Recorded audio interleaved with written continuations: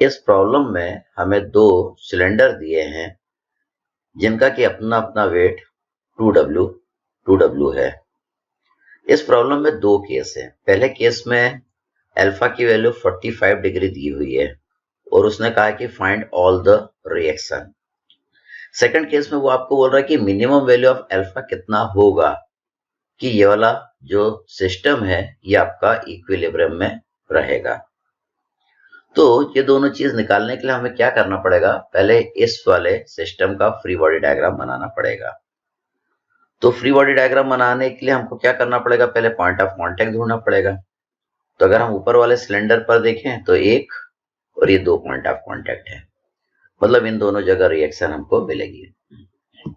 नीचे वाले सिलेंडर पे देखें तो एक दो और ये तीन पॉइंट ऑफ कांटेक्ट है, मतलब नीचे वाले सिलेंडर पे तीन जगह रिएक्शन हमको मिलेगी।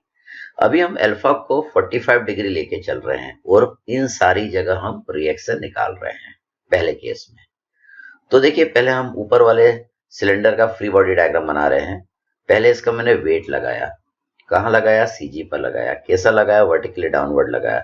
तो इसका वेट हमको दिया है, कितना दिया है, 2W। इस सिलेंडर पे नीचे वाला सिलेंडर एक फोर्स लगाएगा।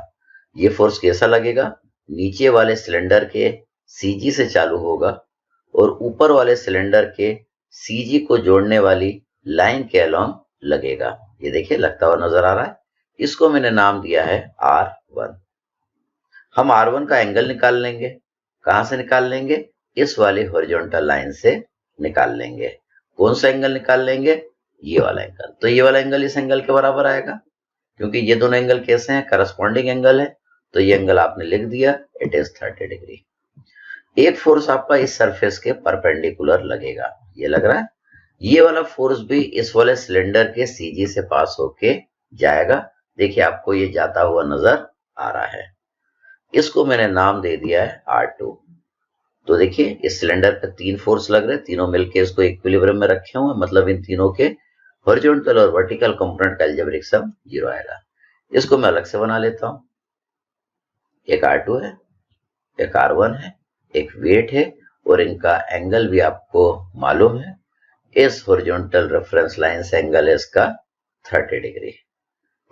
ठीक, अब हमको क्या करना है, इन तीनों के हॉरिजॉन्टल और वर्टिकल कंपोनेंट का अलजेब्रिक सम करना है।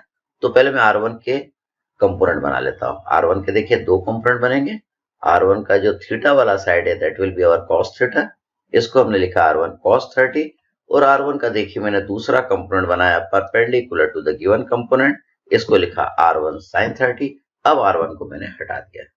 अब देखिए मैं इनके हॉरिजॉन्टल कंपोनेंट का अलजेब्रिक सम कर रहा हूं। तो हॉरिजॉन्टल फोर्सेस को देखूंगा तो देखिए हमने लिखा sigma H is equal to R2 minus R1 cos 30 is equal to 0।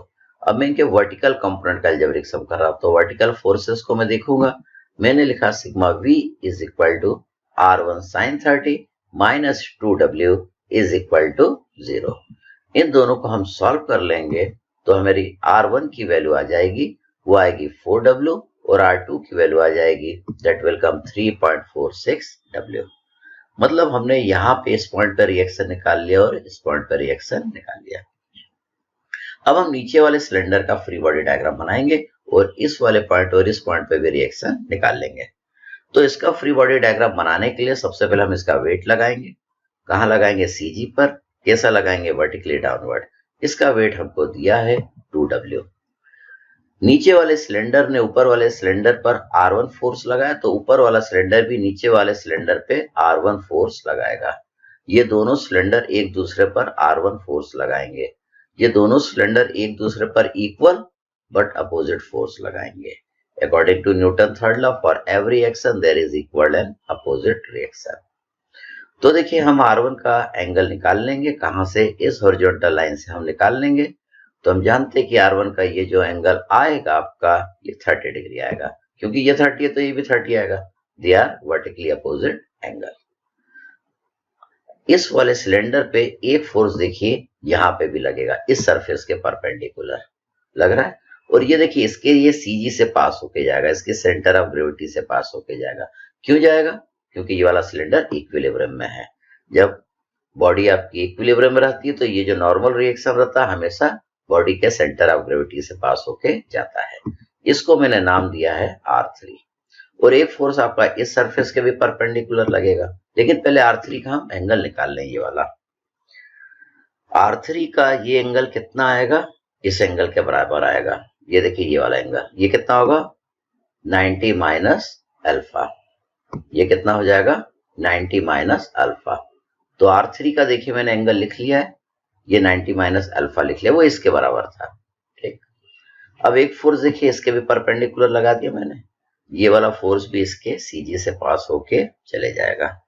ये देखिए जाता हुआ नजर आ रहा है, इसको मैंने नाम दे दिया R4। तो देखिए इस पे 4 फोर्स लग रहे हैं, R1, R4, R3 और वेट। ये चारों मिलकर इसको इक्विलिब्रियम में रखें, मतलब इनके हॉरिजॉन्टल और वर्टिकल कंपोनेंट का अलजेब्रिक सम 0 आएगा। इसको मैं अलग से बना लेता हूँ। ये R4, ये हमारा R3 बन गया, ये वेट बन गया 2W, और ये हमारा क्या था R1। R1 की वैल्यू हम निकाल चुके हैं 4W, तो 4W हमने लिख दिया। इनका एंगल देखिए हॉरिजॉन्टल लाइन से हमें मालूम है, तो एंगल कितना है ये वाला 90 माइनस अल्फा, और इसका जो एंगल है ये आपका कितना है 30 डिग्री। तो हमको इनके हॉरिजॉन्टल और वर्टिकल कंपोनेंट का अलजेब्रिक सब करना है, तो हम पहले क्या करते हैं इसको रिजॉल्व कर लेते हैं। तो देखिए R3 के मैंने 2 कंपोनेंट बनाए, ये थीटा वाला साइड है, इसको मैं कॉस लिख दूंगा। ये हो गया R3 कॉस 90 माइनस अल्फा, और ये R3 का दूसरा कंपोनेंट ये R3 साइन 90 माइनस अल्फा। अब R3 को हटा देंगे। 4W के भी 2 कंपोनेंट, एक तो ये कॉस वाला, इसको हम लिखेंगे 4W कॉस 30, और 4W का देखिए दूसरा कंपोनेंट मैंने बना दिया, इसको हम लिखेंगे 4W साइन थीटा। अब 4W को हटा दिया। अब देखिए पहले मैं इनके हॉरिजॉन्टल कंपोनेंट का अलजेब्रिक सम करूंगा। तो देखिए हॉरिजॉन्टल कंपोनेंट का अलजेब्रिक सम करते समय हॉरिजॉन्टल फोर्सेस को देख रहे हैं, that is 4W cos 30 minus R3 cos 90 minus alpha equal to 0। अब वर्टिकल कंपोनेंट का अलजेब्रिक सम करेंगे तो वर्टिकल फोर्सेस को देखेंगे, ऊपर के डायरेक्शन में लगने वालों को पॉजिटिव और नीचे के डायरेक्शन में लगने वालों को हम नेगेटिव लेंगे। हमने सिग्मा V लिखा, that is R4 plus R3 sine 90 minus alpha minus 4W sine theta minus 2W equal to 0। तो देखिए पहला केस, हमको इसमें 2 केस है। तो पहला case when alpha equal to 45 degree, मतलब ये एंगल अल्फा कितना है 45 डिग्री है। तो हमें क्या निकालना है R3 और R4 की वैल्यू निकालना है। तो देखिए इससे आपको R3 की वैल्यू मिल जाएगी, दैट इज 4.89W।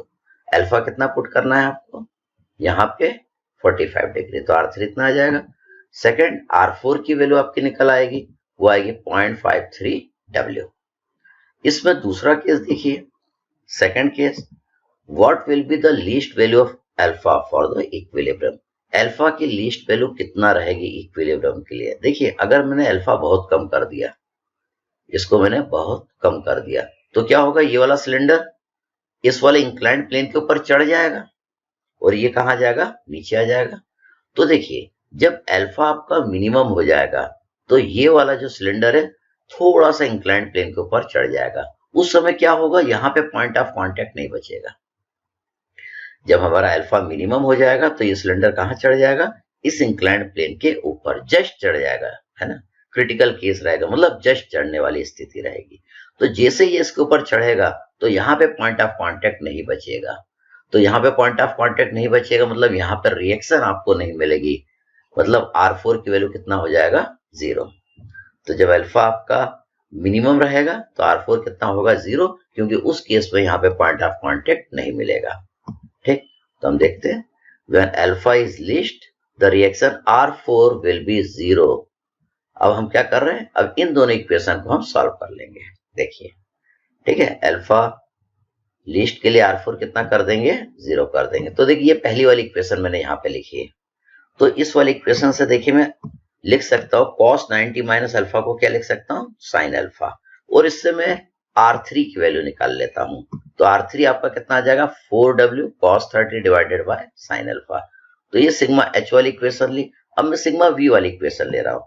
देखिए मैंने सिग्मा V वाली इक्वेशन ली, तो R4 तो 0 होगा जब अल्फा आपको लिस्ट निकालना है, और साइन 90 माइनस अल्फा क्या हो जाएगा cos अल्फा।